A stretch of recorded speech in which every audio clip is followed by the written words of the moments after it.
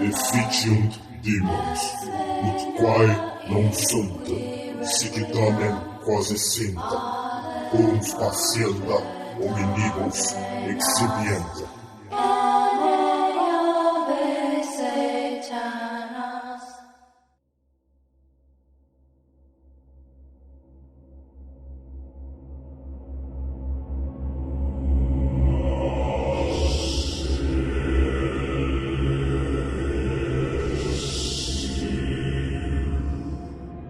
O Rei de Amarelo, de Robert William Chambers.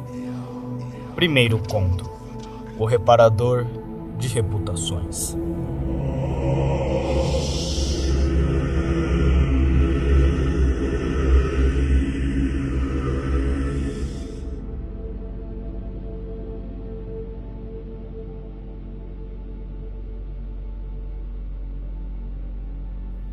Por volta do ano de 1920, o governo dos Estados Unidos havia praticamente completado o programa adotado durante os últimos meses da administração do presidente Winthrop. O país estava aparentemente tranquilo. Todos sabiam como foram resolvidas as questões tributárias e trabalhistas.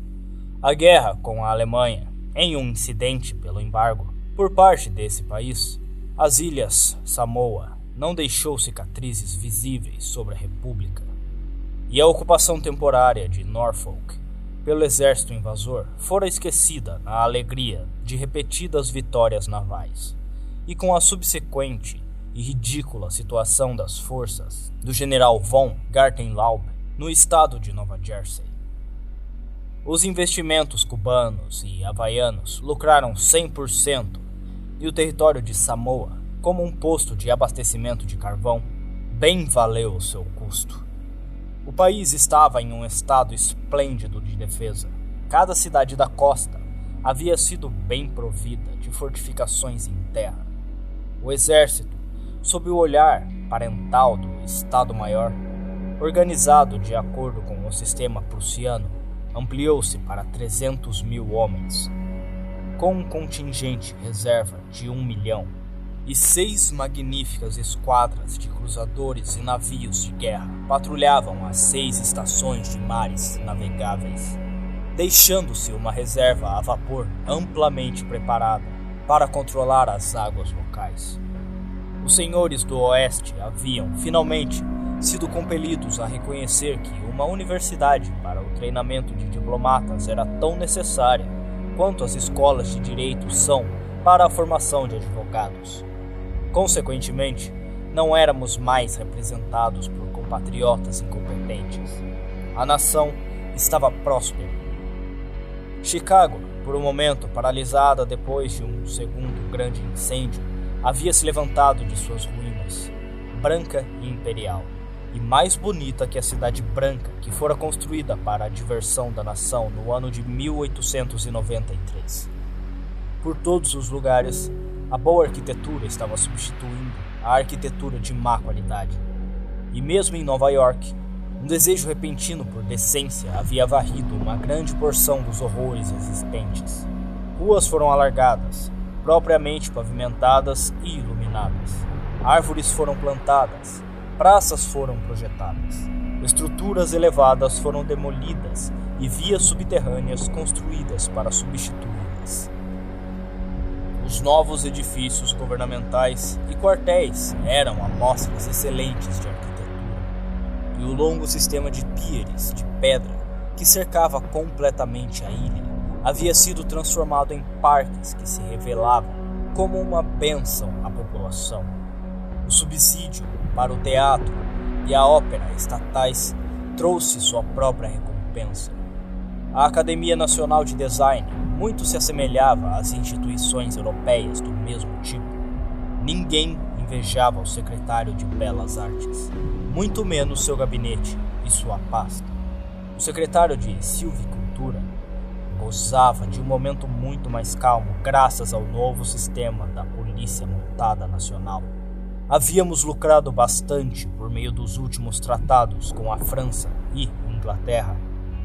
A expulsão dos judeus estrangeiros como uma medida de autopreservação, a criação do novo Estado Negro Independente de Suani e o controle da imigração, as novas leis concernentes à neutralização e à centralização gradual de poder no executivo contribuíram para a calma e a prosperidade da nação.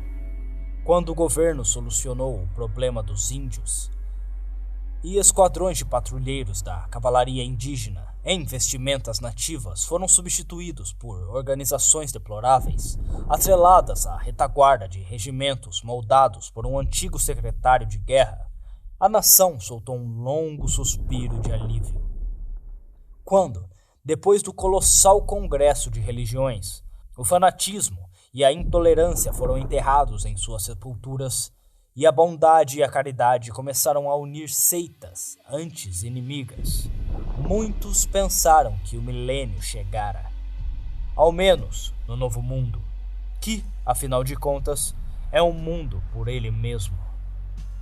Mas a autopreservação é a lei primordial, e os Estados Unidos tiveram de observar, em pesar impotente, enquanto a Alemanha, a Itália, a Espanha e a Bélgica se contorciam nos espasmos da anarquia, enquanto a Rússia, assistindo do Cáucaso, as parou e as capturou uma a uma. Na cidade de Nova York, o verão de 1899 foi marcado pela desmontagem das linhas férreas elevadas. O verão de 1990 viverá na memória dos nova-iorquinos por muito tempo. A estátua do Dodge foi removida naquele ano. No inverno seguinte, iniciou-se aquela agitação pela revogação das leis que proibiram o suicídio, o que deu à luz o seu último fruto. Em abril de 1920, quando a primeira câmara letal do governo foi inaugurada na Washington Square. Aquele dia, saindo da casa do Dr. Archer, caminhei pela Avenida Madison, onde estivera por mera formalidade. Desde aquela queda do meu cavalo, 4 anos antes, tive problemas com dores na parte posterior da minha cabeça e no pescoço. Mas agora, por meses, elas têm estado ausentes. E aquele dia, o médico me mandou embora, dizendo não dever nada mais em mim a ser curado. Quase não valia a pena pagar por suas consultas para ele me dizer isso. Eu sabia disso por mim mesmo. Ainda assim, não neguei a ele o dinheiro. O que me perturbava era o erro que ele cometera inicialmente. Quando eles me pegaram no pavimento, onde eu havia caído inconsciente, e alguém, por misericórdia, meteu uma bala na cabeça do meu cavalo, fui levado ao Dr. Archer, e ele, declarando meu cérebro afetado, me internou em seu sanatório particular, onde eu era obrigado a suportar tratamento para a insanidade. Finalmente ele decidiu que eu estava bem, e eu, sabendo que minha mente sempre estivera tão saudável quanto a dele, se não mais saudável, paguei a minha taxa escolar, como ele, brincando, a chamava, e parti. Eu disse a ele, sorrindo, que me vingaria pelo seu erro. Ele riu entusiasticamente e me pediu para ligar de vez em quando. Eu o fiz, esperando por uma chance de acertar as contas, mas ele não me deu nenhuma, e eu disse a ele que esperaria.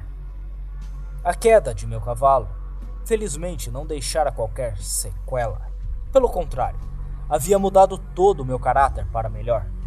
Então, um rapaz almofadinha e preguiçoso, me tornei ativo, energético, moderado e, acima de tudo realmente, ambicioso. Havia apenas uma coisa que me perturbava. Eu ria de minha própria inquietação, contudo. Ela ainda me perturbava. Durante a minha convalescência, comprei e li pela primeira vez O Rei de Amarelo. Lembro-me, depois de terminar o primeiro ato, que me ocorreu que seria melhor parar de ler ali. Levantei-me e arremessei o livro na lareira. O volume atingiu a grelha barrada de proteção e caiu aberto exatamente ao meio sob a luz da lareira. Se eu não tivesse tido um vislumbre das palavras de abertura no segundo ato, jamais o teria terminado. Mas, enquanto eu parava para pegá-lo, meus olhos se tornaram fixos na página aberta, e com um grito de terror, ou talvez tenha sido de uma alegria tão pungente que a senti em cada nervo, arrebatei a coisa das brasas e me arrastei tremendo para o meu quarto, aonde li e reli, e chorei e ri e tremi com um horror que às vezes ainda me assalta. Essa é a coisa que me perturba.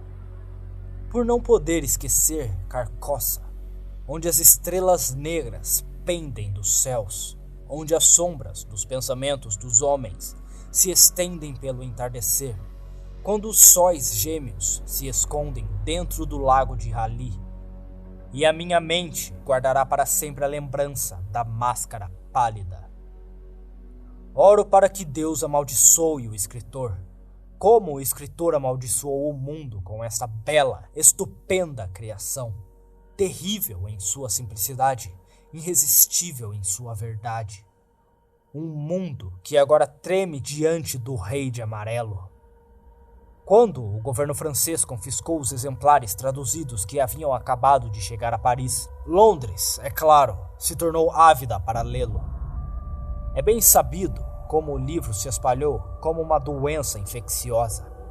De cidade a cidade, de continente a continente, proibido aqui, confiscado ali, denunciado pela imprensa e pelos religiosos, censurado até mesmo pelo mais avançado dos anarquistas letrados. Nenhum princípio definido foi violado naquelas páginas perversas, nenhuma doutrina promulgada, nenhuma convicção ultrajada. Não poderia ser julgado por qualquer padrão conhecido, ainda embora fosse reconhecido que a nota suprema da arte fora atingida com o Rei de Amarelo. Todos sentiram que a natureza humana não poderia suportar a tensão, nem tirar algo de valor de palavras, nas quais a essência do mais puro veneno oculta-se. A exata banalidade e inocência do primeiro ato apenas permitia que o golpe que vinha depois caísse com um efeito ainda mais terrível. Foi, eu me lembro, em 13 de abril de 1920, que a primeira câmara letal do governo foi inaugurada no lado da sul da Washington Square, entre a Wooster Street e o lado sul da Quinta Avenida. O quarteirão, que outrora consistia de muitos velhos edifícios dilapidados, usados como cafés e restaurantes por estrangeiros, foi adquirido pelo governo no inverno de 1898. Os cafés franceses e italianos foram demolidos. O quarteirão inteiro foi fechado por uma cerca de aço dourada e transformado em um jardim agradável com gramado, flores e fontes. No centro do jardim havia um edifício pequeno e branco, severamente clássico em sua arquitetura, e cercado por arbustos floridos. 6 colunas jônicas suportavam o teto, e a única porta era de bronze. Um grupo esplêndido de mármore das Moiras ficava diante da porta. O trabalho de um jovem escultor americano, Boris Yvain, que morreu em Paris com apenas 23 anos de idade. As cerimônias de inauguração progrediam à medida que eu cruzava a University Place e entrava na praça. Abri caminho através da multidão silenciosa de espectadores, mas fui parado na 4ª rua por um cordão de isolamento da polícia. Um regimento de lanceiros dos Estados Unidos estava ordenado em um cordão de isolamento ao redor da Câmara Mental. Em uma tribuna montada de frente para Washington Square estava o governador de Nova York, e atrás dele agrupavam-se o prefeito de Nova York e Brooklyn, o inspetor-geral de polícia, o comandante das tropas do estado, coronel de Livingston, o apoiador militar ao presidente dos Estados Unidos, General Bloat, o comandante em Governor's Island, o general de divisão Hamilton, o comandante da garnição de Nova York e Brooklyn, almirante Busby, da rota do Rio Norte, o secretário de saúde Lanceford, a equipe nacional Free Hospital, os senadores Ruiz e Franklin, de Nova York, e o comissário de serviços públicos. A tribuna estava cercada por um esquadrão de hussardos da Guarda Nacional. O governador estava terminando sua réplica ao breve discurso do secretário de Saúde. Eu ouvi dizer: as leis que proibiam o suicídio e preservariam punição para qualquer tentativa de autodestruição foram abolidas. O governo considerou adequado reconhecer o direito do homem de pôr fim a uma existência que pode ter se tornado intolerável a ele, devido ao sofrimento físico ou desespero mental. Acreditamos que a comunidade será beneficiada pela remoção de tais pessoas do seu meio. Desde a aprovação desta lei, o número de suicídios nos Estados Unidos não aumentou. Agora que o governo determinou a criação de uma câmara letal em cada cidade, cidadela e vila no país, resta apenas saber se aquela classe de criaturas humanas cuja desesperança inclui novas vítimas de autodestruição aceitará ou não o alívio a elas providenciado. Ele parou e se voltou à câmara letal. O silêncio na rua era absoluto. Ali, uma morte sem dor espera por aquele que não pode mais suportar os pesares desta vida. Que ele a procure ali. Então, rapidamente se voltando para o assessor militar do presidente, ele disse: declaro a câmara letal aberta. E de novo, olhando a vasta multidão, ele gritou em uma voz clara: cidadãos de Nova York e dos Estados Unidos da América, por meio de mim, o governo declara aberta a Câmara Letal. O silêncio solene foi quebrado por um grito abrupto de comando. O esquadrão de hussardos seguiu a carruagem do governador. Os lanceiros se viraram e ficaram em formação na Quinta Avenida para esperar pelo comandante da guarnição, e a polícia montada o seguiu. Deixei a multidão para observar a Câmara Letal, de mármore branco, e ficar boquiaberto. E cruzando ao sul da Quinta Avenida, andei ao longo do lado ocidental da passagem, para Bleecker Street. Então virei à direita e parei diante de uma oficina sombria que exibia o aviso: Hallberg, armeiro. Olhei de relance pela porta de entrada e vi Hallberg ocupado em sua pequena oficina no fim do corredor. Ele olhou para cima e, me vendo, gritou em sua voz profunda e forte: entre, Sr. Castaigne. Constance, sua filha, levantou-se para me encontrar enquanto eu entrava e apertei a sua bela mão, mas vi o rubor de desapontamento em suas bochechas e soube que era outro Castaigne que ela esperava, meu primo Louis. Ri de sua confusão e a elogiei pela faixa que bordava a partir de um prato decorativo. O velho Hallberg sentou-se, rebitando grevas gastas de uma armadura antiga, e o tim, tim, tim de seu pequeno martelo soava agradavelmente em sua exótica oficina. Logo ele largou seu martelo e fez um estardalhaço momentâneo com uma pequena chave inglesa. O bater macio da armadura enviou uma excitação de prazer através do meu corpo. Eu amava ouvir o som do aço esfregando no aço, o choque doce da marreta nas partes da coxa e o tinir da cota de malha. Essa era a única razão pela qual fui visitar Hallberg. Ele nunca havia me interessado pessoalmente, nem Constance, exceto pelo fato de que ela estava apaixonada por Louis. Isso ocupava minha atenção e às vezes até mesmo me fazia ficar acordado à noite. Mas eu sabia em meu coração que tudo correria bem e que deveria arranjar o futuro deles do mesmo modo que tinha como certo fazer o mesmo com o meu amável médico, John Hart. Entretanto, jamais teria me preocupado em visitá-lo se não fosse pelo fato de que, como disse, a música do martelo tilintante despertasse em mim essa forte fascinação. Eu poderia ficar sentado por horas ouvindo e ouvindo, e quando um raio de sol perdido atingia o aço incrustado, a sensação que me atingia era quase intensa demais para suportar. Meus olhos ficavam fixos, dilatando com um prazer que dilatava cada nervo quase até a ruptura, até algum movimento do velho armeiro bloquear o raio de sol. Então, ainda tremendo secretamente, Eu me encostava e ouvia o novo som do pano de polir. Wish, wish, wish, esfregando a ferrugem dos rebites. Constance trabalhava com o bordado sobre os joelhos, pousando de vez em quando para examinar mais de perto o padrão do prato decorativo do Museu Metropolitano. Para quem é isso? Eu perguntei. Halbert explicou. Além dos tesouros em armadura no Museu Metropolitano, para os quais ele havia indicado como armeiro, ele também cuidava de várias coleções pertencentes a ricos colecionadores. Esta era a greva perdida de um famoso conjunto que um cliente havia rastreado até uma lojinha em Paris, no Quai d'Orsay.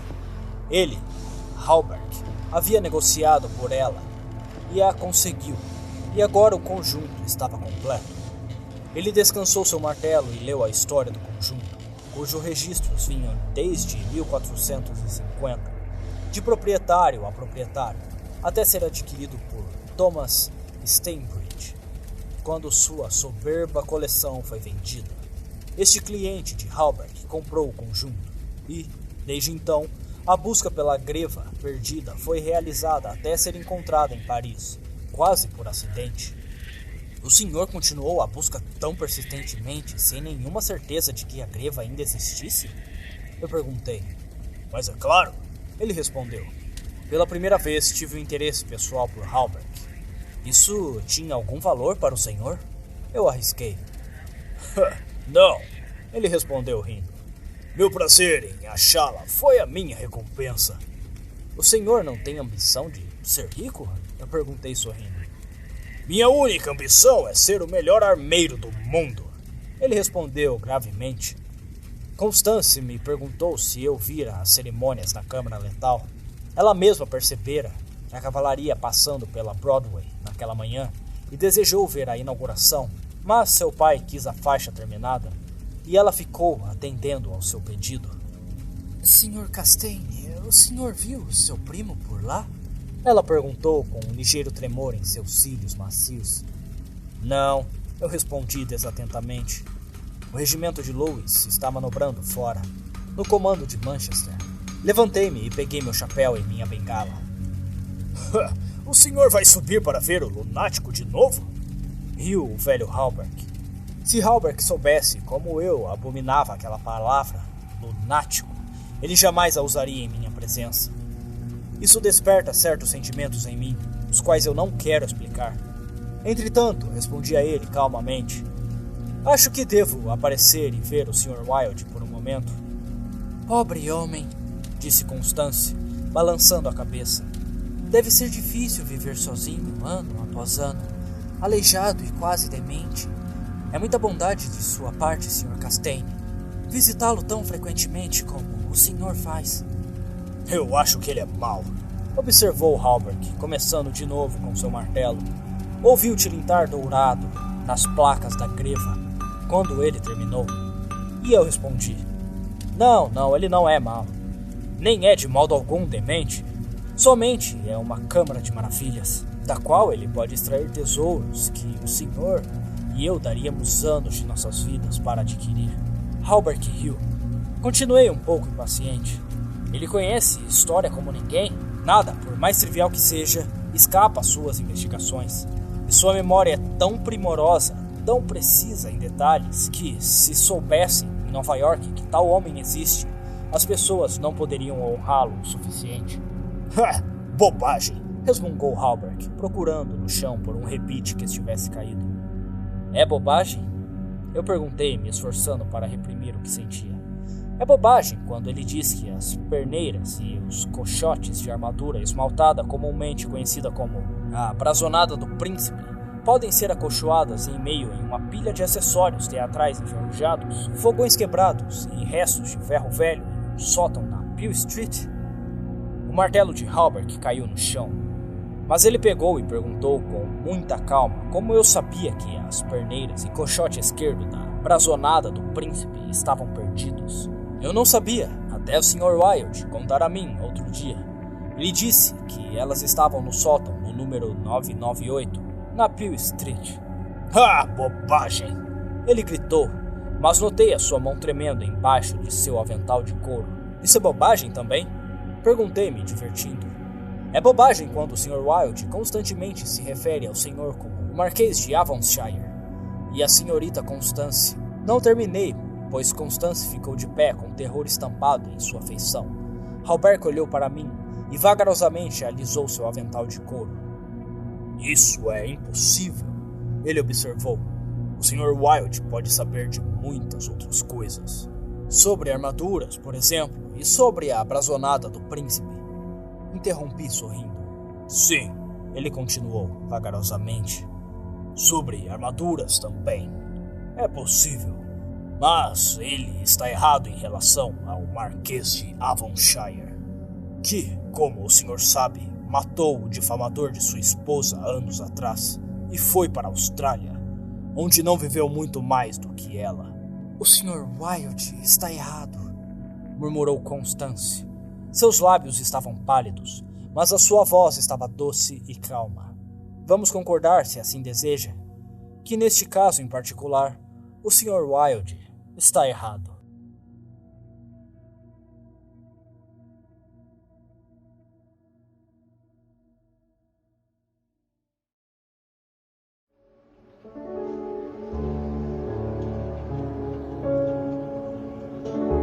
Subi os 3 lanços de escadas em ruínas, que já havia subido tantas vezes antes, e bati uma pequena porta no final do corredor. O Sr. Wilde abriu a porta e entrei. Depois de passar 2 trancas na porta e empurrar um pequeno baú contra ela, ele veio e se sentou ao meu lado, perscrutando minha face com seus pequenos olhos pálidos. Meia dúzia de novos arranhões cobriram seu nariz e suas bochechas, e os fios prateados que sustentavam suas orelhas artificiais haviam se deslocado. Pensei que nunca o vira tão horrivelmente fascinante. Ele não tinha orelhas. As artificiais, que agora se projetavam pendendo do arame fino, eram sua única fraqueza. Elas eram feitas de cera e pintadas de rosa claro, mas o restante de seu rosto era amarelo.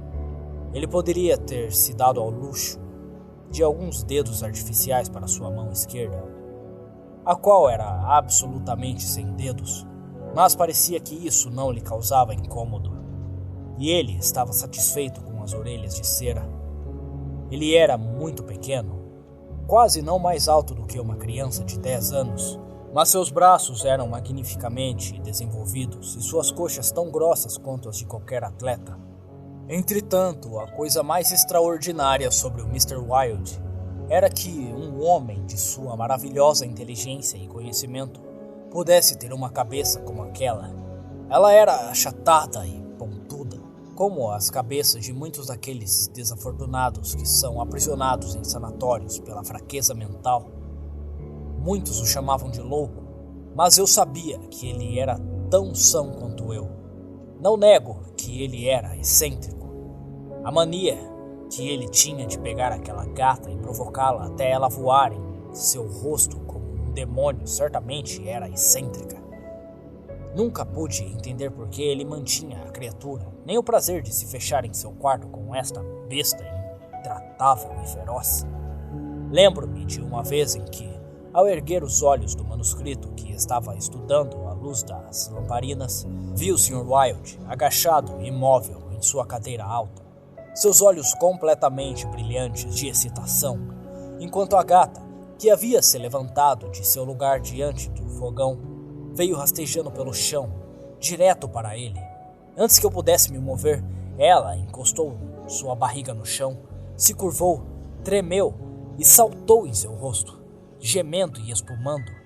Eles rolaram diversas vezes no chão, se arranhando e se agarrando, até que a gata gritou e fugiu para debaixo do armário. E Sr. Wilde deitou-se de costas, seus membros se contraindo e se dobrando como as pernas de uma aranha moribunda. Ele era excêntrico. O Sr. Wilde subira em sua cadeira alta e, depois de estudar meu rosto, pegou um livro-razão cheio de orelhas e o abriu. Harry B. Matthews, ele leu. Escrituário na Wysot & Company. Comerciante de ornamentos de igreja. Consultou-me dia 3 de abril. Reputação prejudicada na corrida de cavalos. Conhecido como caloteiro, reputação a ser reparada até o dia 1º de agosto. Sinal, $5. Ele virou a página e passou os nós da mão sem dedos sobre o texto escrito em colunas apertadas. P. Greene, Dusenberry, ministro do Evangelho, Fairbanks, Nova Jersey. Reputação prejudicada no Bowery, para ser reparado o mais rápido possível. Sinal, $100. Ele tossiu e acrescentou: Consultou-me dia 6 de abril. Então, o senhor não precisa de dinheiro, Sr. Wilde? Eu indaguei. Escute. Ele tossiu de novo. Senhora C. Hamilton Chester, de Chester Park, Nova York. Consultou-me dia 7 de abril. Reputação prejudicada em Dieppe, na França. Deve ser reparada até 1º de outubro. Sinal, $500. Observação. C. Hamilton Chester, capitão da USS Avalanche, enviada para casa, vinda do Esquadrão dos Mares do Sul, no dia 1º de outubro. Bem, eu disse, a profissão de reparador de reputações é lucrativa. Seus olhos pálidos buscaram os meus. Eu só queria mostrar que estava correto. O senhor disse que era impossível ser bem-sucedido como reparador de reputações. Que mesmo se eu fosse bem-sucedido, em certos casos isso me custaria mais do que eu ganharia. Hoje tenho 500 homens a meu serviço, pobremente remunerados, mas que se dedicam ao trabalho com um entusiasmo que possivelmente pode ter nascido do medo. Esses homens podem entrar em cada abertura e nível da sociedade. Muitos até são pilares dos templos sociais mais exclusivos. Outros são o apoio e orgulho do mundo financeiro. Outros ainda detêm influência indiscutível entre os ricos e talentosos. Eu os escolhi ao meu capricho, a partir dos que responderam aos meus anúncios. É muito fácil. Eles são todos covardes. Eu poderia triplicar o número em 20 dias, se quisesse. Então, o senhor vê. Aqueles que têm a sua posse a reputação dos seus concidadãos. Eu tenho em minha folha de pagamento. Eles podem voltar contra o senhor, eu sugeri. Ele esfregou seu polegar sobre a orelha cortada e ajustou as substituídas de cera. Acho que não. Ele murmurou pensativamente. Raramente tenho de aplicar castigo. E ainda assim só o faço uma única vez.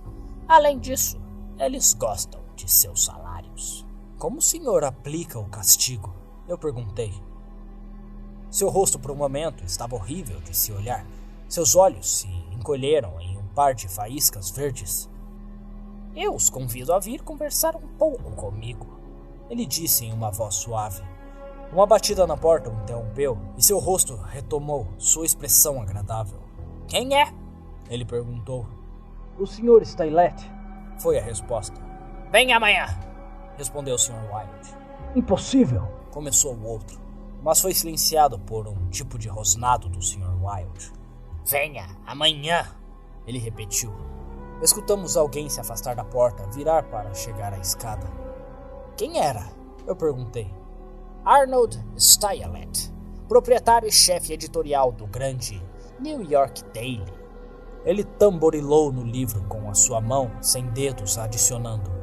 Eu o remunero muito mal, mas ele acredita que é um bom negócio.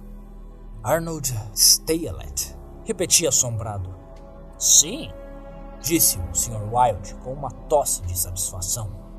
A gata que havia entrado na sala enquanto ele falava, hesitou, olhou para ele e rosnou.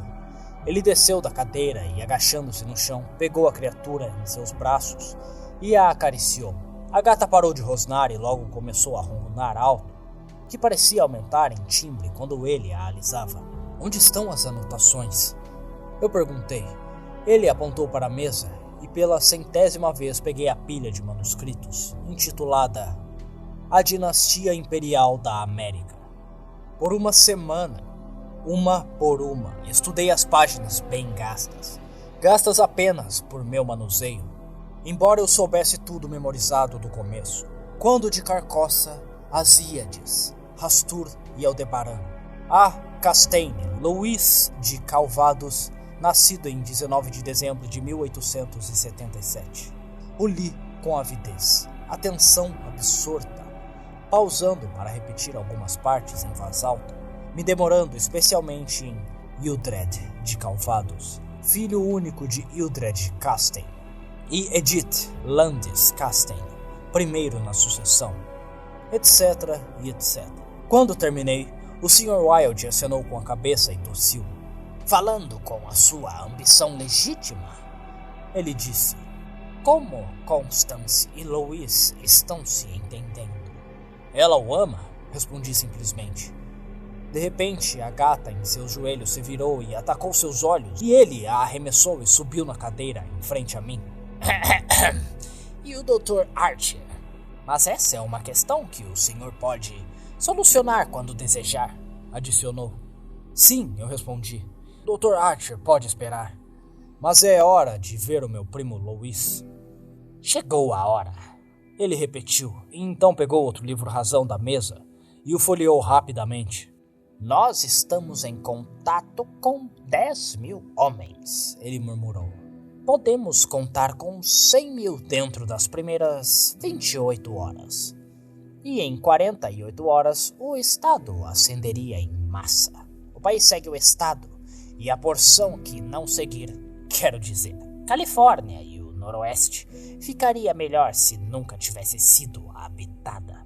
Não devo enviar a eles o símbolo amarelo. O sangue correu para a minha cabeça, mas apenas respondi: para diante é que se navega. A ambição de César e de Napoleão empalidece diante desta, que não poderia descansar até ter arrebatado as mentes dos homens e controlado até mesmo seus pensamentos não nascidos. Disse o Sr. Wilde. O senhor está falando do rei de amarelo? Gemi com um tremor. Ele é um rei a quem imperadores têm servido. Estou satisfeito por servi-lo, eu respondi. Sr. Wilde sentou-se esfregando as orelhas, com a mão aleijada. Talvez Constance não o ame, ele sugeriu. Comecei a responder, mas uma explosão repentina de música militar vinda da rua abaixo abafou a minha voz. O 20º Regimento de Dracões, outrora em garnição no Monte São Vicente, estava voltando das manobras no condado de Westchester para o seu novo quartel a leste da Washington Square. Era o regimento do meu primo. Eles eram um bando excelente de homens em jaquetas justas de um azul claro, cobarques, garbososos e calças brancas de montaria, com as 2 listras amarelas, que pareciam moldadas a seus membros. Um esquadrão, sim, e outro não estava armado com lanças, de cujas pontas de metal tremulavam flâmulas amarelas e brancas. A banda passou tocando a marcha regimental. Então veio o coronel e seu regimento. Os cavalos se amontoavam e pisavam com força, enquanto suas cabeças curvavam-se em uníssono. As flâmulas tremulavam das pontas de suas lanças. Os soldados que montavam com a bela sela inglesa pareciam bronzeados como amoras, vindos de suas campanhas cruéis entre as fazendas de Westchester, e a música de seus sabres contra os estribos e o ressoar de esporas e carabinas eram encantadores para mim. Vi Louis cavalgando com seu esquadrão. Era um dos mais belos oficiais que já vira. O Sr. Wilde, que havia subido em uma cadeira perto da janela, também o viu, mas não disse nada. Louis virou-se e olhou diretamente para a oficina de Halberg enquanto passava, e pude ver o rubor em suas bochechas bronzeadas. Pensei que Constance deveria estar na janela. Quando os últimos soldados passaram em algazarra e as últimas flâmulas desapareceram ao sul da 5ª Avenida, o Sr. Wilde desceu com dificuldade de sua cadeira e arrastou seu baú para longe da porta. Sim, ele disse. É hora do senhor ver seu primo Louis. Ele destrancou a porta, eu peguei meu chapéu e saí para o corredor. As escadas estavam escuras. Tateando, pisei em algo macio, que rosnou e espumou pela boca, e preparei um golpe assassino para a gata.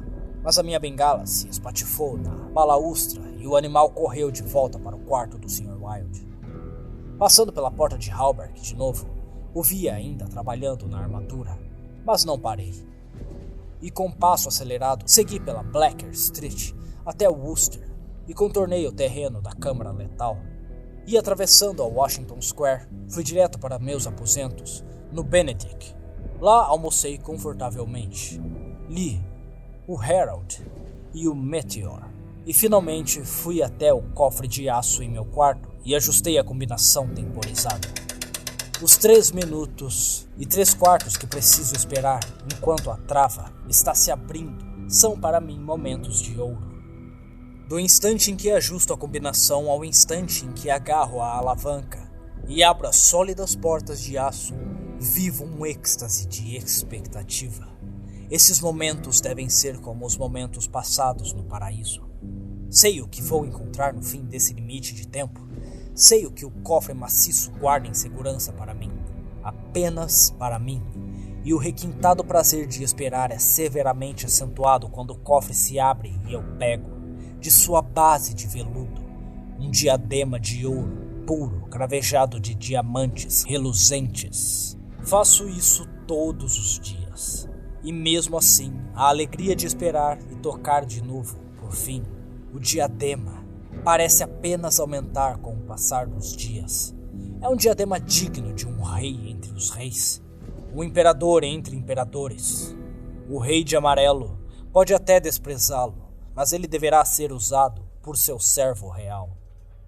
Segurei o diadema em meus braços, até o alarme do cofre soar de maneira desagradável. Então, delicadamente, com orgulho, o devolvi ao lugar e fechei as portas de aço. Caminhei vagarosamente de volta ao meu estúdio, que se encontra defronte ao Washington Square, e me encostei ao peitoral da janela. O sol da tarde jorrou nas minhas janelas, e uma brisa suave mexeu os galhos dos olmos e bordos do parque, agora cobertos de brotos e de uma folhagem delicada. Um bando de pombos circulou a torre da Memorial Church, às vezes pousando no telhado roxo, às vezes descendo em círculo até a fonte de lótus em frente ao arco de mármore. Os jardineiros estavam ocupados com os canteiros de flores ao redor da fonte, e a terra recentemente resolvida tinha um aroma doce e penetrante. Um cobertor de grama, puxado por um cavalo branco e gordo, tilintava pelo gramado verde. E carros irrigadores jorravam chuveiradas de borrifos sobre as ruas de asfalto. Ao redor da estátua de Peter Stuyvesant, que em 1897 havia substituído a monstruosidade que deveria representar Garibaldi.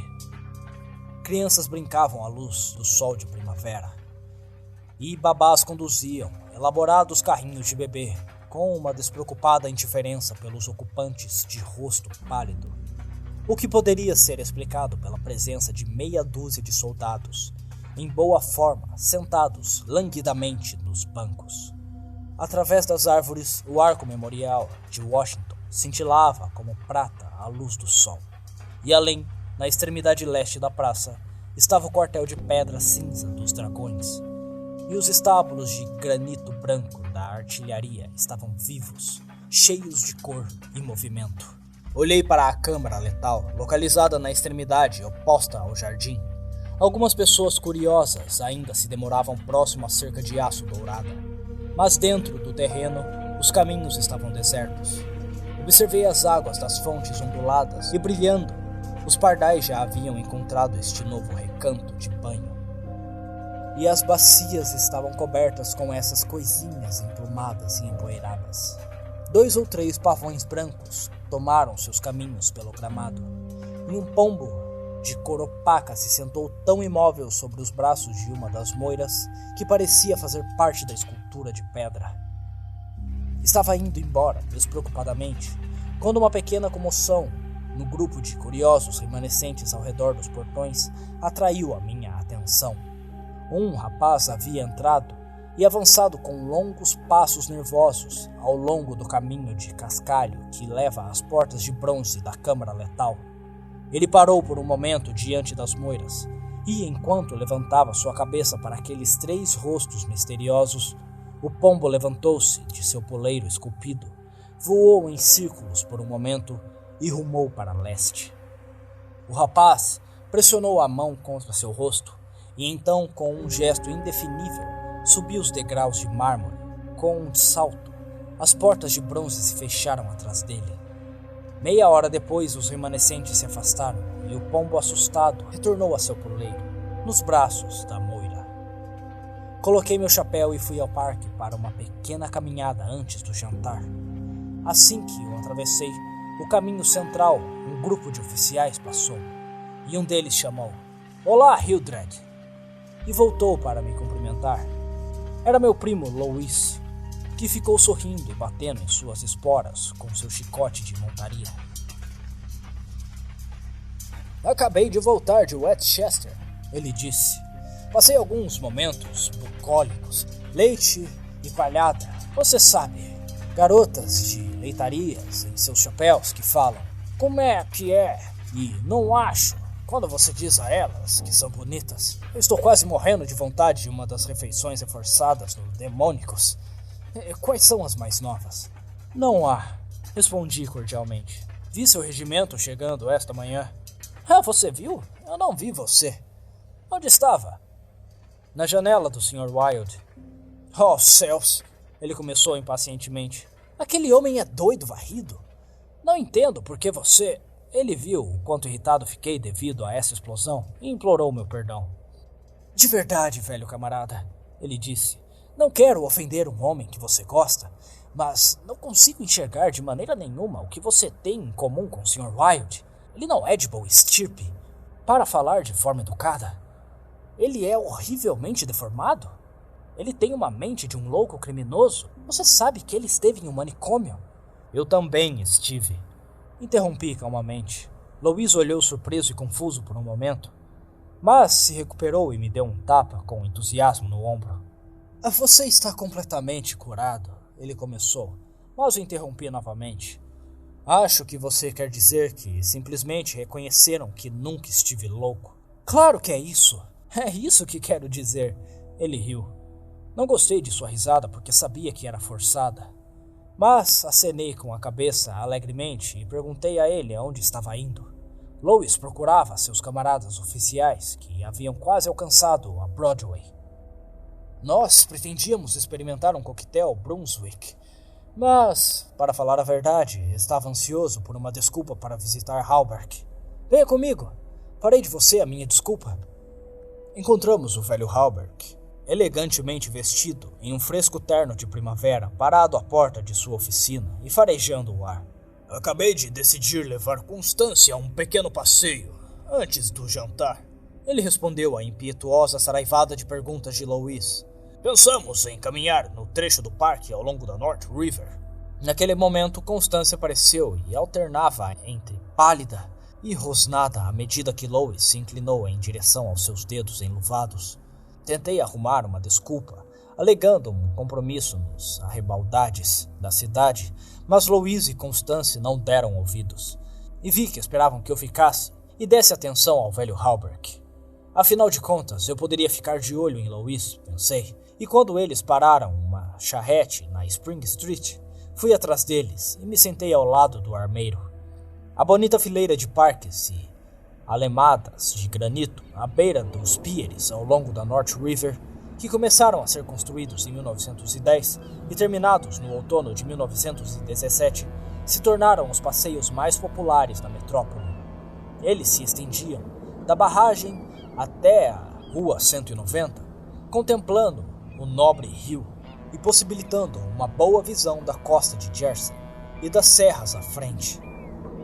Cafés e restaurantes estavam espalhados aqui e ali entre as árvores, e 2 vezes por semana bandas militares da guarnição tocavam em coretos nos parapeitos. Sentamos ao sol no banco, aos pés da estátua do general Sheridan. Constance inclinou sua sombrinha para proteger os olhos. E ela e Louise iniciaram uma conversa sussurrada, que era impossível de entender. O velho Halberg, apoiado em sua bengala, com um punho de marfim, acendeu um charuto excelente e ofereceu-o a mim para acompanhá-lo. Mas eu educadamente recusei e sorri sem preocupação. O sol pendia abaixo, acima dos bosques da Staten Island, e a baía estava tingida com matizes douradas refletidos pelos veleiros da frota esquecidos pelo sol no porto.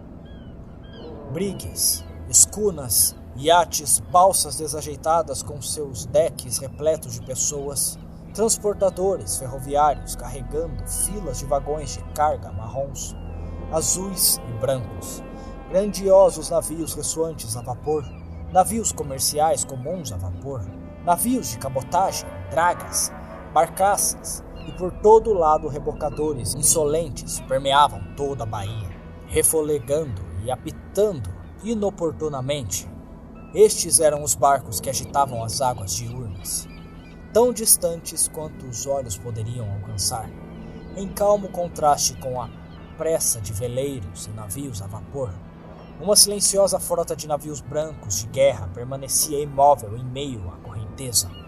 A risada feliz de Constance me acordou de meu devaneio. "O que você está olhando?" ela perguntou. "Nada. A frota," eu sorri.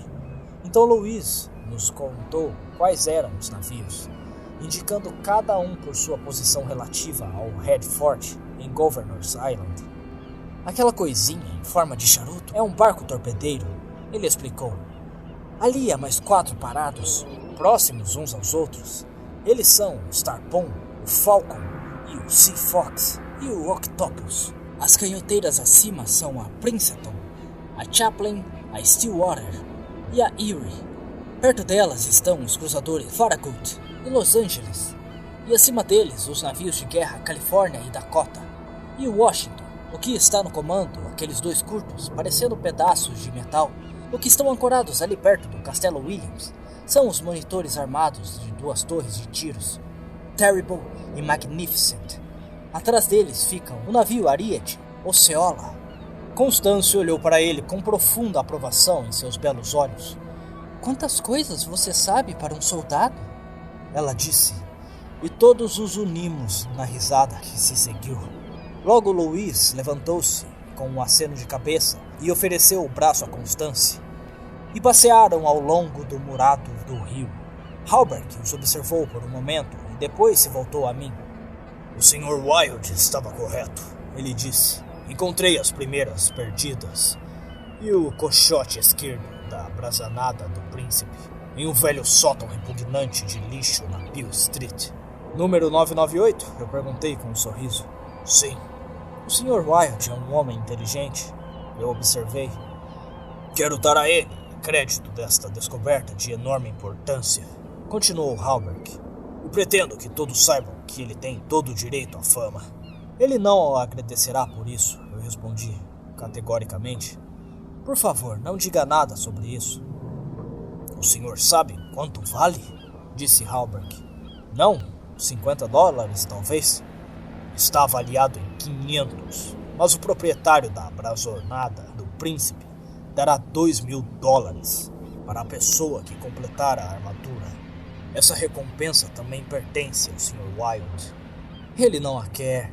Ele a recusará," eu respondi com raiva. "O senhor sabe sobre o Sr. Wilde? Ele não precisa desse dinheiro. Ele é rico, ou vai ser mais rico do que qualquer homem vivo, exceto por mim. Por que vamos nos importar com dinheiro, então? Por que vamos nos importar ele e eu?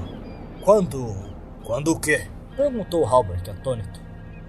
"O senhor verá," respondi tentando me esgueirar de novo.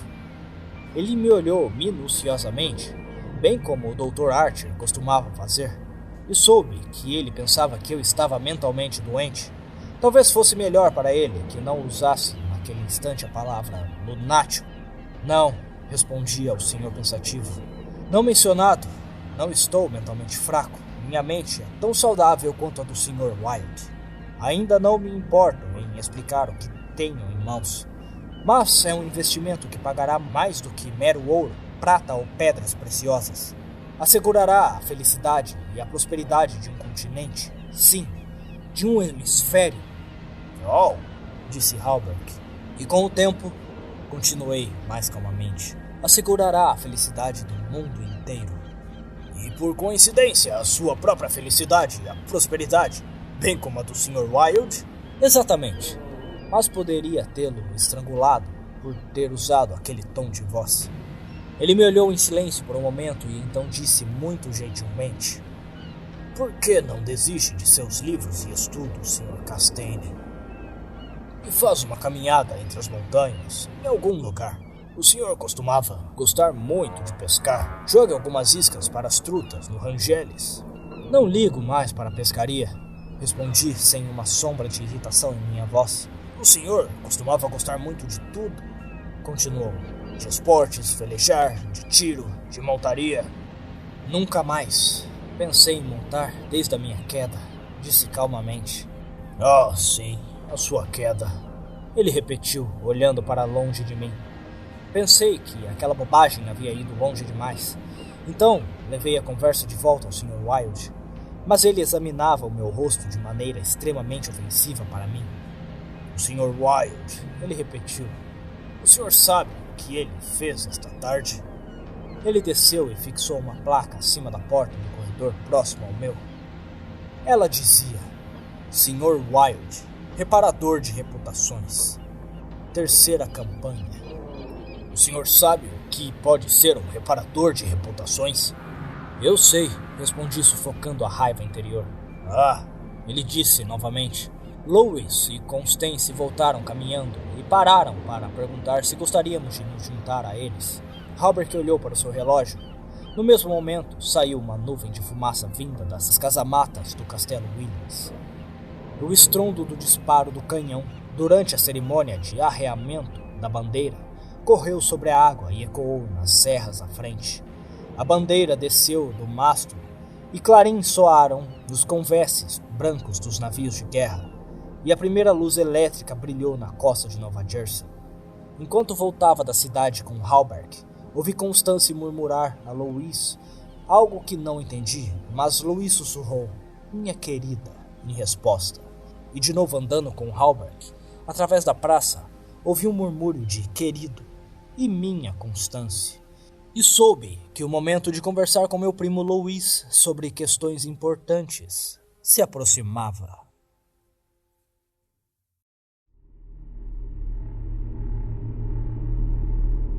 Uma manhã cedo, em maio, parei diante do cofre de aço em meu quarto, experimentando a coroa de ouro e pedras preciosas. Os diamantes reluziram como o fogo à medida que me voltei ao espelho. E o pesado ouro forjado queimou como um aro em minha cabeça. Lembrei-me do grito agonizante de Camila e das palavras horríveis ecoando nas ruas escuras de Carcossa. Elas eram as últimas linhas no primeiro ato, e não me atrevi a pensar no que se seguia. Não me atrevi, mesmo no sol de primavera, lá em meu próprio quarto, cercado de objetos familiares, reassegurado pelo alvoroço vindo da rua e das vozes dos criados do corredor do lado de fora. Aquelas palavras envenenadas haviam projetado vagarosamente em meu coração, como o suor da morte é absorvido por um lençol. Tremendo, tirei a coroa de minha cabeça e enxuguei a minha testa. Mas pensei em Rastur e em minha própria justa ambição. E me lembrei do Sr. Wilde e em como o havia deixado, com o seu rosto todo rasgado e ensanguentado devido às garras daquela criatura demoníaca. E do que ele disse? Ah, do que ele disse. O alarme do cofre começou a tocar desagradavelmente e sabia que meu tempo havia terminado, mas não o consideraria. E recolocando um pequeno círculo cintilante sobre a minha cabeça, voltei-me desafiadoramente para o espelho. Permaneci por um longo tempo absorto na expressão inconstante de meus próprios olhos. O espelho refletia um rosto que era como o meu próprio, mas mais branco e tão magro que eu quase não o reconheci. E o tempo todo continuei repetindo entre meus dentes cerrados: O dia chegou. O dia chegou. Enquanto o alarme do cofre zunia e clamava, e os diamantes cintilavam e resplandeciam sobre a minha fronte, ouvi uma porta se abrir, mas não prestei atenção. Foi apenas quando vi 2 rostos no espelho. Foi apenas quando o outro rosto surgiu sobre o meu ombro e outros 2 olhos encontraram os meus. Virei-me como um raio e agarrei uma longa faca de minha cômoda. E meu primo saltou para trás, muito pálido, gritando: "Hildred, pelo amor de Deus!"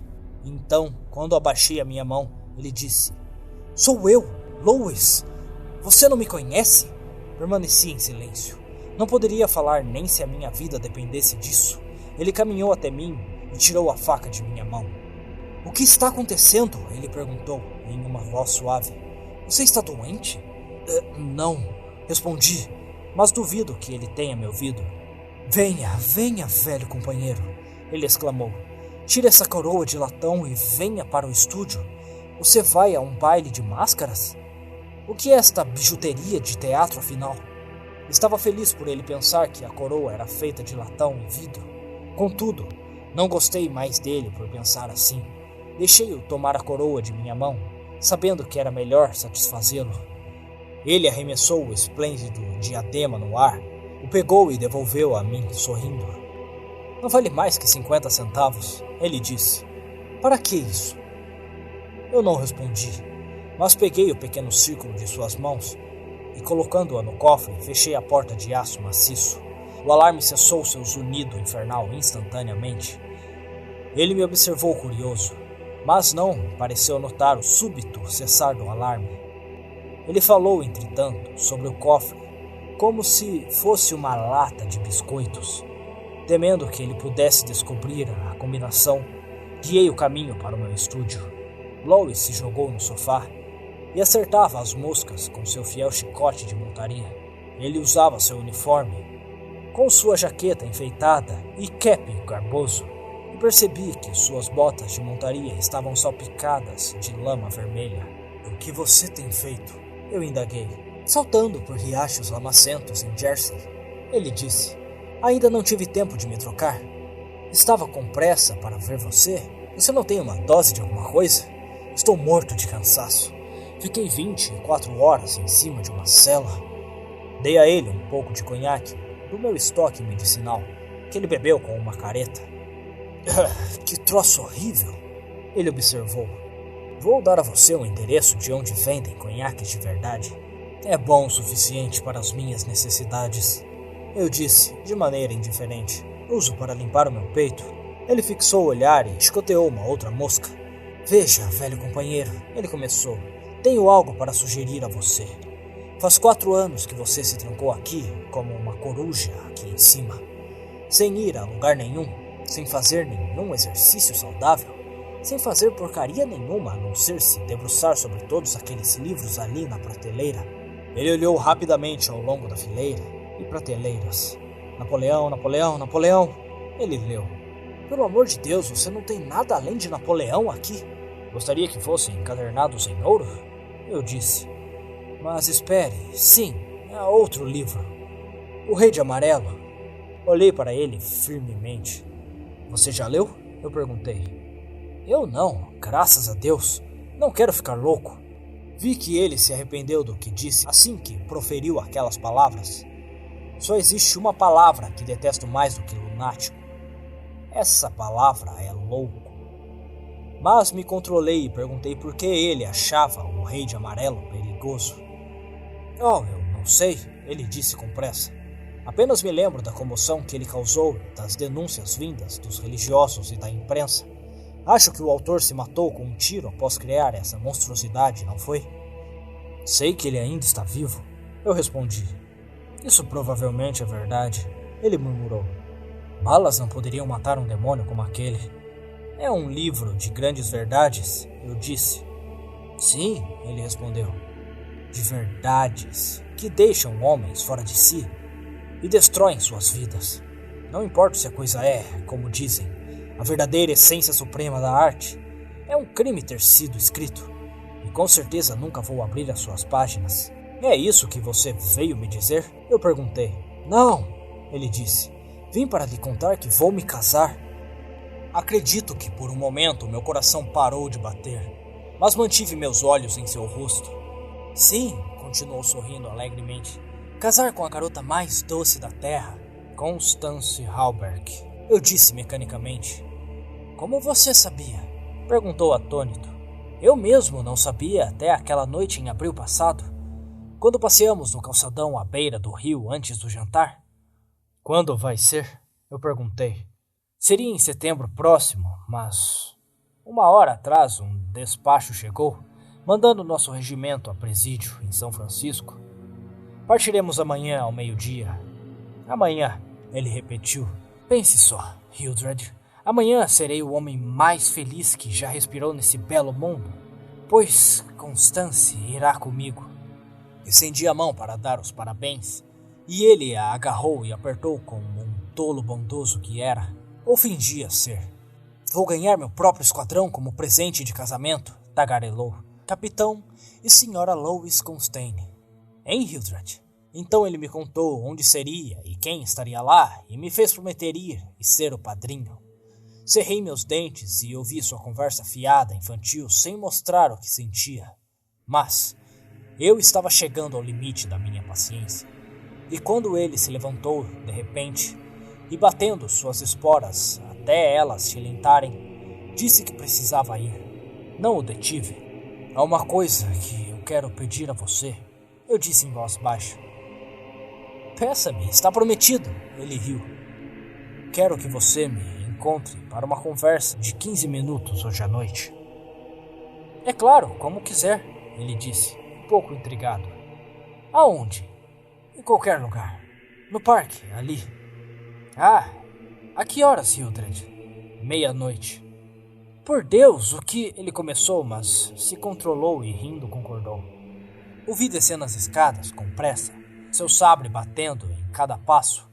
Ele se voltou para Bleecker Street e eu sabia que ele estava indo ver Constance.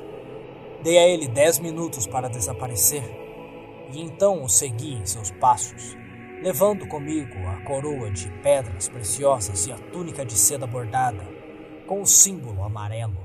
Quando cheguei a Bleecker Street e entrei pelo portal que tinha o letreiro Sr. Wilde, reparador de reputações, 3ª companhia. Vi o velho Halberg andando por sua oficina e imaginei ouvir a voz de Constance no salão. Mas os evitei e me apressei para as escadas trêmulas que levavam ao apartamento do Sr. Wilde. Bati e entrei sem cerimônia. O Sr. Wilde estava no chão, gemendo, seu rosto coberto de sangue, suas roupas despedaçadas em farrapos. Gotas de sangue estavam espalhadas por todo o carpete, que também havia sido rasgado e despedaçado na luta que obviamente havia ocorrido há pouco. É aquela gata maldita, disse ele, cessando seus gemidos e voltando seus olhos claros para mim. Ela me atacou enquanto eu dormia. Acho que ainda vai me matar. Aquilo já era demais.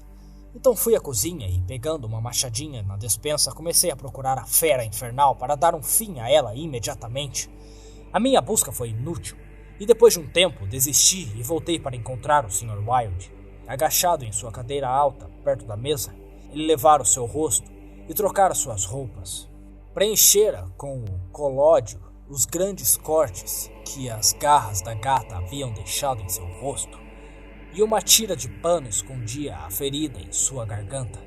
Disse a ele que ia matar a gata quando a encontrasse, mas ele apenas balançou a cabeça e se voltou ao livro Razão.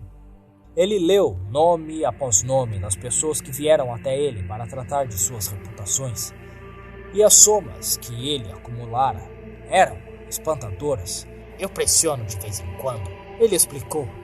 Qualquer dia desses, alguma dessas pessoas vai acabar matando o senhor. Eu insisti. Você acha? Ele disse, esfregando suas orelhas mutiladas. Era inútil discutir com ele, então peguei o manuscrito intitulado A Dinastia Imperial da América. A última vez que eu pegaria no estúdio de Sr. Wilde, eu o li sem interrupção, emocionado e tremendo com prazer. Quando terminei, o Sr. Wilde pegou o manuscrito e, voltando-se à passagem escura que leva de seu estúdio a seu quarto, chamou em voz alta: Vence! Então, pela primeira vez, notei um homem agachado ali na sombra. Eu não podia imaginar como não percebi ali durante a minha busca pela gata. Vence! Venha cá! Gritou o Sr. Wilde. A figura se levantou e veio em silêncio em nossa direção, e eu nunca esquecerei o rosto que apareceu diante do meu quarto. A luz vinda da janela o iluminou. Vence! Este é Sr. Castaigne, disse Sr. Wilde. Antes que ele tivesse acabado de falar, o homem se atirou no chão diante da mesa, gritando e me agarrando. Oh, meu Deus! Oh, meu Deus! Me ajude! Me perdoe! O Sr. Castaigne! Oh, Sr. Castaigne! Mantenha aquele homem longe de mim! O senhor não pode estar falando sério! O senhor é diferente! Me salve! Estou arruinado! Eu estava em um hospício e agora, quando tudo estava indo bem, quando eu tinha me esquecido do rei, o rei de amarelo, e vou ficar louco de novo, vou ficar louco! Sua voz morreu em um palavreado engasgado, pois Sr. Wilde saltou sobre ele e a sua mão direita envolveu sua garganta. Quando Vence caiu amontoado no chão, o Sr. Wilde subiu novamente em sua cadeira agilmente e, esfregando suas orelhas deformadas com o coto de sua mão, voltou-se a mim e perguntou pelo livro Razão. O encontrei embaixo da prateleira e ele o abriu. Depois de um momento procurando entre as páginas belamente escritas, ele pigarreou com complacência e apontou para o nome Vence. Vence! Ele leu em voz alta. Osgood Oswald Vence. Ao som desse nome, o homem ao chão levantou sua cabeça e voltou seu rosto contorcido para o Sr. Wilde. Seus olhos estavam injetados com sangue, seus lábios tumeficados. Consultou-me dia 28 de abril. Continuou o Sr. Wilde. Ocupação: caixa no Seaford National Bank. Cumpriu pena por falsificação em Sing Sing, de onde foi transferido para o manicômio judiciário. Perdoado pelo governador de Nova York e liberado do manicômio em 19 de janeiro de 1918. Reputação prejudicada em Sheepshead Bay. Rumores de que mantém um estilo de vida incompatível com sua renda. Reputação a ser reparada imediatamente. Sinal: $1.500. Observação: desviou somas equivalentes a $30.000 desde 20 de março de 1919. De excelente família, e chegou à posição atual por influência do tio. Pai: presidente do Seaford Bank. Olhei para o homem no chão. Levante-se, Vence, disse o Sr. Wilde em uma voz suave. Vence se levantou, como que hipnotizado. Ele fará como sugerimos agora. Observou o Sr. Wilde e, abrindo o manuscrito, leu a história inteira da dinastia imperial da América. Então, em um murmúrio gentil e tranquilizante, ele revisou rapidamente os pontos importantes com Vence, que permaneceu como que assombrado. Seus olhos estavam tão inexpressivos e vazios que imaginei que ele tivesse perdido a razão. E observei isso ao Sr. Wilde, que respondeu que isso não traria consequência alguma. Muito pacientemente, mostramos a Vence qual seria sua parte no negócio, e ele pareceu entender depois de um tempo. O Sr. Wilde elucidou o manuscrito, usando vários volumes sobre heráldica, para evidenciar o resultado de suas pesquisas. Ele mencionou o estabelecimento da dinastia em Carcossa, os lagos que conectavam Rastur, Aldebaran e o mistério das Íades. Ele falou sobre Cacilda e Camila, e examinou a profundidade sombria de Dunrey e o lago de Hali. Os farrapos ondulados do Rei de Amarelo devem esconder Itil para sempre. Ele murmurou, mas não acredito que Vence o tenha escutado. Então ele conduziu Vence pelos graus ao longo das ramificações da família imperial, até Wat e Tali, de Nautauba e o fantasma da verdade, a Aldones, e então, largando de lado seu manuscrito e as notas, começou a maravilhosa história do último rei. Eu o assisti fascinado, E excitado, ele jogou sua cabeça para cima. Seus longos braços estavam esticados por um gesto magnífico de orgulho e poder, e seus olhos luziram profundamente suas órbitas, como duas esmeraldas. Vence escutava entorpecido. Quanto a mim, quando finalmente o Sr. Wilde terminou, e apontando para mim gritou: "O primo do rei!" Minha cabeça girava vertiginosamente, de exaustão. Controlando-me com um esforço sobre-humano, expliquei a Vence que apenas eu era digno da coroa, porque meu primo deveria ser liberado ou morto. Eu o fiz compreender porque meu primo nunca deveria se casar, mesmo depois de renunciar a todos os seus direitos, e porque, como a última coisa que deveria acontecer, era ele se casar com a filha do Marquês de Avonshire e pôr a Inglaterra no jogo. Mostrei a ele uma lista de milhares de nomes, os quais o Sr. Wilde redigira. Cada homem cujo nome estivesse ali recebera o símbolo amarelo, o qual nenhum ser vivo ousara desprezar. A cidade, o estado, o país inteiro estava preparado para se erguer e tremer diante da máscara pálida. A hora havia chegado, e as pessoas deveriam conhecer o filho de Hastur, e o mundo inteiro deveria se render às estrelas negras que pendem do céu de Carcossa. Vence se encostou à mesa, sua cabeça enterrada nas mãos, e o Sr. Wilde desenhou um esboço simples na margem do Herald, do dia anterior, com um pedaço de lápis. Era uma planta dos aposentos de Hallberg. Então ele escreveu a ordem, fixou o selo, e eu, tremendo como um homem com paralisia, assinei a minha primeira ordem de execução com o nome Hildred Hex.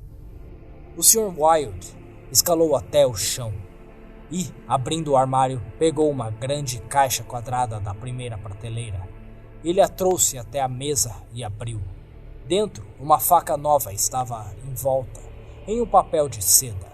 Eu a peguei e a entreguei a Vence junto à ordem e à planta do apartamento de Hallberg. Então o Sr. Wilde disse a Vence que ele poderia ir.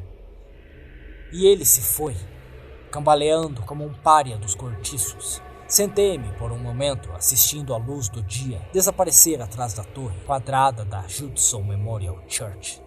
E finalmente, recolhendo o manuscrito e as notas, peguei meu chapéu e parti para a porta. O Sr. Wilde me observou em silêncio. Quando pisei no corredor, olhei para trás. Os pequenos olhos do Sr. Wilde ainda estavam fixos em mim. Atrás de mim, as sombras cresciam à medida em que a luz se esvaía. Eu não havia comido nada desde o café da manhã, mas não estava com fome. Uma criatura deplorável e subnutrida, que permaneceu olhando do outro lado da rua para a câmara letal, me notou e veio me contar uma história de miséria. Dei dinheiro a ele, não sei porquê, e ele foi embora sem me agradecer. Uma hora depois, outro pária se aproximou e lamentou sua história. Eu tinha um pedaço de papel branco em meu bolso, no qual estava traçado o símbolo amarelo, e o entreguei a ele. Ele o olhou estupidamente por um momento e então, com uma olhadela incerta para mim, o dobrou, com o que parecia para mim um cuidado exagerado, e o guardou no bolso em seu peito. As luzes elétricas estavam brilhando entre as árvores, e a lua nova brilhou no céu acima da câmara letal. Era cansativo esperar na praça. Vaguei do arco de mármore aos estábulos da artilharia e de volta à fonte de lótus. As flores e a grama exalavam uma fragrância que me incomodava. O esguicho da fonte brincou à luz da lua, e o som musical de gotas caindo me recordou o tilintar de cota de malha na oficina de Hallberg. Mas não era tão fascinante, e o lampejo languido da luz da lua na água não me trouxe tal sensação de prazer extraordinário, como quando a luz do sol brincava sobre o aço polido de um corcelete de joelho de Hallberg. Observei os morcegos se arremessando e girando sobre as plantas aquáticas na bacia da fonte, mas seu vôo rápido e convulsivo me deixou com os nervos à flor da pele, e fui andar novamente sem rumo. para lá e para cá entre as árvores. Os estábulos da artilharia estavam escuros, mas no quartel da cavalaria as janelas dos oficiais estavam brilhantemente acesas, e o portão era constantemente movimentado pelos soldados em serviço, carregando capim, arreios e cestos cheios de pratos de estanho. Por 2 vezes a sentinela montada no portão foi trocada enquanto eu vagava para cima e para baixo no caminho de asfalto. Olhei para meu relógio. Estava quase na hora. As luzes no quartel se apagaram. Uma a uma, o portão com barras estava fechado. E a cada minuto ou 2, um oficial passava através do postigo lateral, deixando um chacoalhar de acessório e um tinir de esporas no ar da noite. A praça tornara-se muito silenciosa. O último sem-teto que ainda permanecia por ali tinha sido enxotado pelo policial de casaco cinza no parque. As ruas ao longo da Wooster Street ficaram desertas e o único som que rompia o silêncio era aquele das passadas do cavalo na sentinela e o ressoar de seu sabre batendo na cabeça da cela.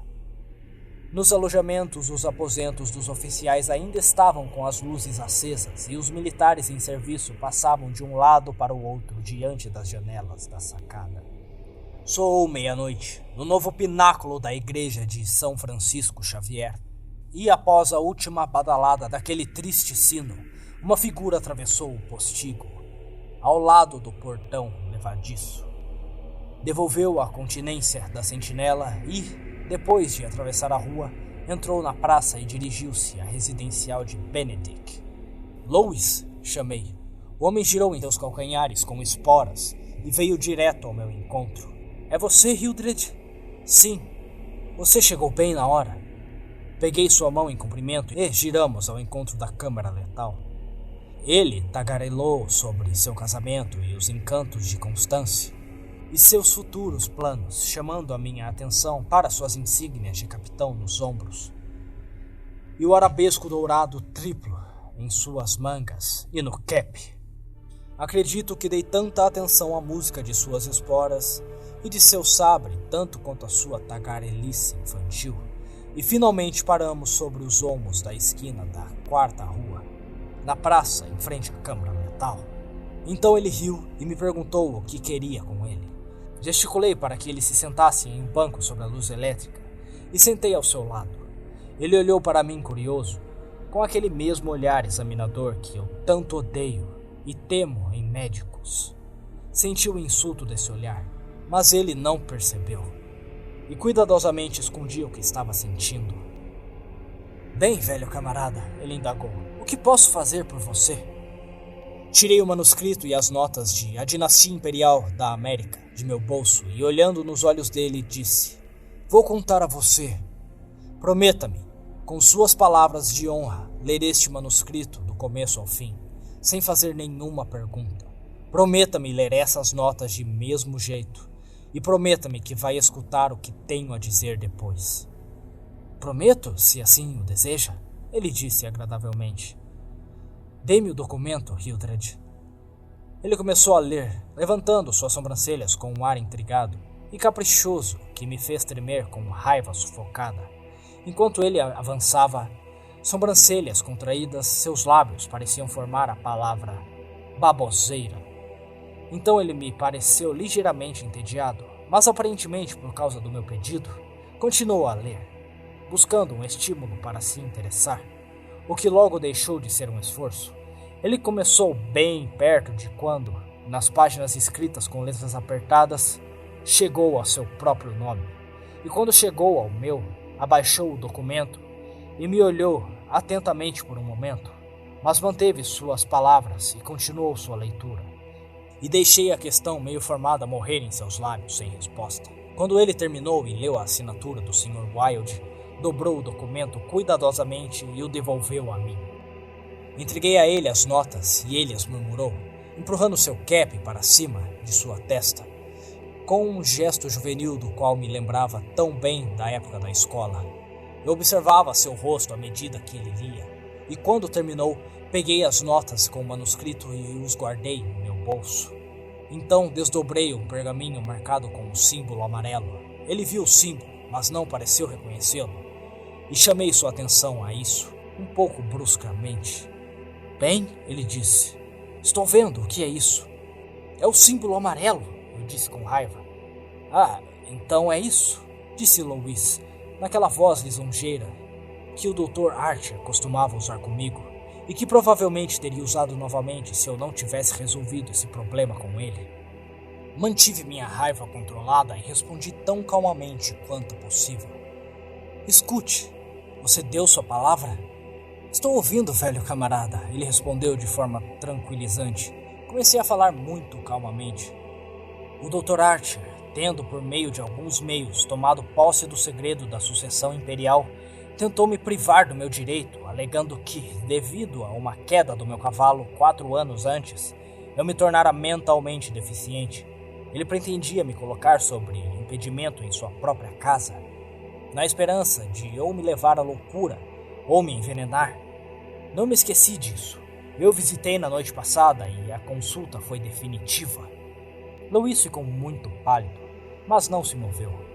Recomecei triunfantemente. Há ainda 3 pessoas para serem entrevistadas nos interesses de Sr. Wilde e meu. Eles são meu primo Louis e Sr. Halbert e a filha dele, Constance. Louis levantou-se rapidamente e eu também. E larguei o papel marcado com um símbolo amarelo no chão. Ah, não preciso disso para lhe dizer o que tenho a dizer. Gritei, uma risada de triunfo. Você deve abdicar da coroa. Você está me ouvindo? Para mim!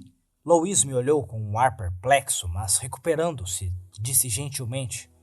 É claro que abdico do que é que tenho que abdicar? Da coroa, eu disse com raiva. É claro, ele respondeu. Eu abdico dela. Vamos lá, meu velho. Voltarei com você aos seus aposentos. Não venha com nenhum de seus truques de médico para cima de mim. Gritei tremendo com fúria. Não haja como se você pensasse que sou louco. Que besteira, ele respondeu. Vamos, está ficando tarde, Hildred. Não, eu gritei. Você deve me ouvir. Você não pode se casar. Eu proíbo. Você está escutando? Eu proíbo. Você deve abdicar da coroa e, como sua recompensa, lhe asseguro o exílio. Mas se você recusar, deverá morrer. Ele tentou me acalmar, mas eu estava desperto finalmente. E sacando minha faca longa, barrei seu caminho. Então disse a ele como eles encontrariam o Dr. Archer no porão, com a sua garganta aberta, e ri em seu rosto quando pensei que vence, e sua faca, e na ordem assinada por mim. Ah, você é rei, eu gritei, mas eu devo me tornar o rei. Quem é você para me manter afastado do império sobre toda a terra habitável? Nasci primo de um rei, mas eu devo me tornar o rei. Louis permaneceu branco e rígido diante de mim. Repentinamente, um homem veio correndo pela 4ª rua, entrou pelo portão da câmara letal, atravessou o pátio até as portas de bronze a toda velocidade e mergulhou dentro da câmara da morte com um grito de um demente. E eu ri até chorar, pois reconheci Vence e soube que Halbert e a filha não estavam mais no meu caminho. Vá! Gritei para Louis. Você deixou de ser uma ameaça. Você nunca se casará com Constance. E se você se casar com qualquer outra em seu exílio, eu visitarei como visitei meu médico na noite passada. O Sr. Wilde tomará conta de você amanhã. Eu virei e corri em direção ao sul da 5ª Avenida, e com um grito de terror, Louis derrubou seu cinto e o sabre e me seguiu como um vento. O escutei perto de mim na esquina da Blackett Street e me arremessei pela entrada abaixo do latreiro de Halbert. Ele gritou, alto, ou eu atiro! Mas quando ele viu que eu voei pelas escadas deixando a oficina de Halbert para trás, ele me deixou. E o escutei martelando e gritando à porta como se fosse possível acordar os mortos. A porta de Sr. Wilde estava aberta e entrei gritando, está feito! Está feito! Deixe as nações se levantarem e contemplar com respeito o seu rei!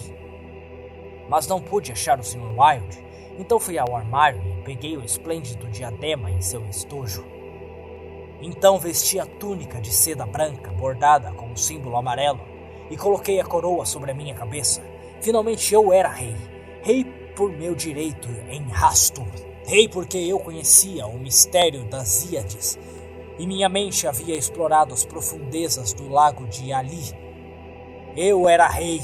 Os primeiros traçados acinzentados do amanhecer levantariam uma tempestade que abalaria 2 hemisférios. Então, à medida que me levantava, cada nervo meu resetado até a mais alta tensão, abalados com a alegria e o esplendor do meu pensamento, do lado de fora da passagem escura, um homem gemeu. Agarrei a lamparina e saltei para a porta. A gata passou por mim como um demônio, e a lamparina se apagou, mas minha longa faca voou mais rápido do que eu ouvi seu grito, e soube que a minha faca a encontrara. Por um momento, a ouvi rolar e se debater na escuridão, e então, quando seu frenesi cessou, acendi a lâmpada e levantei acima da minha cabeça. Sr. Wilde jazia no chão com a garganta aberta. A princípio pensei que ele estava morto, mas quando olhei, uma faísca verde veio de seus olhos fundos. Sua mão mutilada tremeu, e então um espasmo esticou sua boca de orelha a orelha. Por um momento, meu terror e desespero deram lugar à esperança, mas quando me embrucei sobre ele, seus olhos rolaram para o vazio, e ele morreu. Então, quando eu me levantava, paralisado com a ira e desespero, vendo minha coroa, meu império, cada esperança, cada ambição da minha vida, jazendo ali, prostrados com um mestre morto, eles vieram, me agarraram por trás e me amarraram até as minhas veias saltarem como cordas, e minha voz falhou com os ataques de meus gritos frenéticos, mas eu ainda me enfurecia, sangrando e enraivecido entre eles, e mais de um policial sentiu meus dentes afiados. Então, quando eu não pude mais me mexer, eles se aproximaram. Vi o velho Halbert e atrás dele a face pálida de meu primo Louis, e mais longe no canto, uma mulher, Constance, chorando baixo. Ah, agora eu entendi, eu gritei. Você tomou o trono e o império. Maldito, maldito seja você, o que está coroado com a coroa do Rei de Amarelo.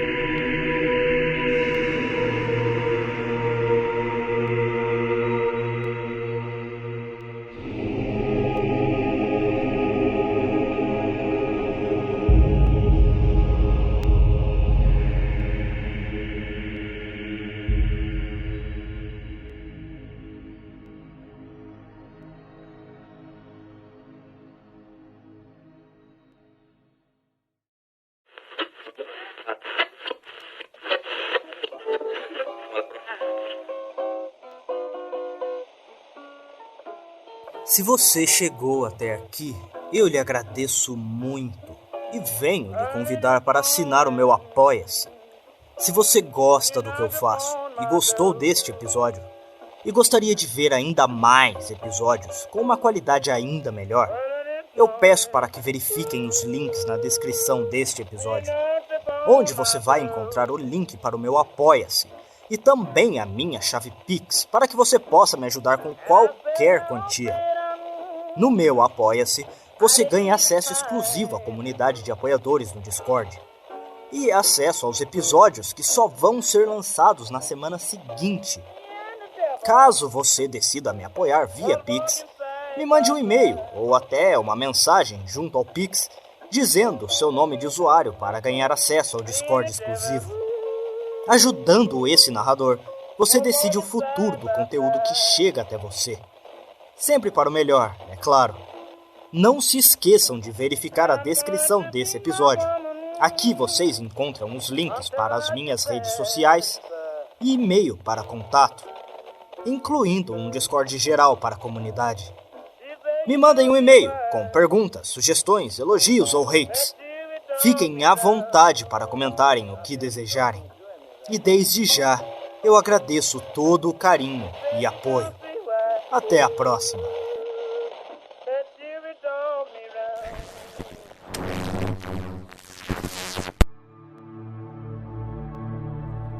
Irmãos e irmãs,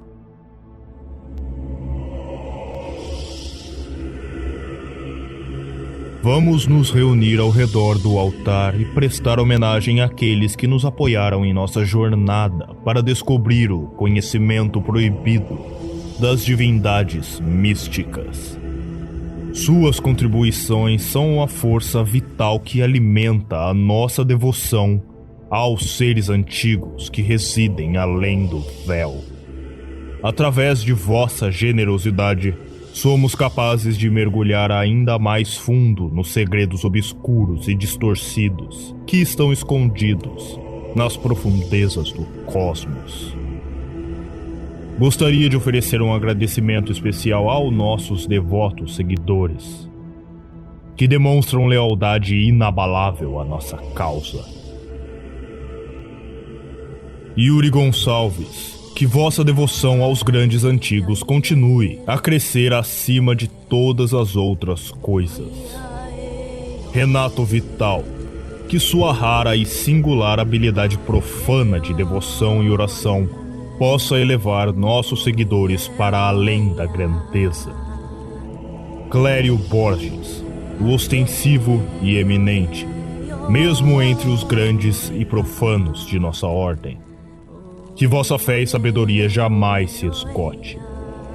Caio Barros, representante da vontade divina dos grandes antigos, um líder com força inquebrantável. Que vossa vontade seja feita nesta e na próxima vida. Vocês provaram ser verdadeiros crentes e honrados em seu compromisso com os antigos.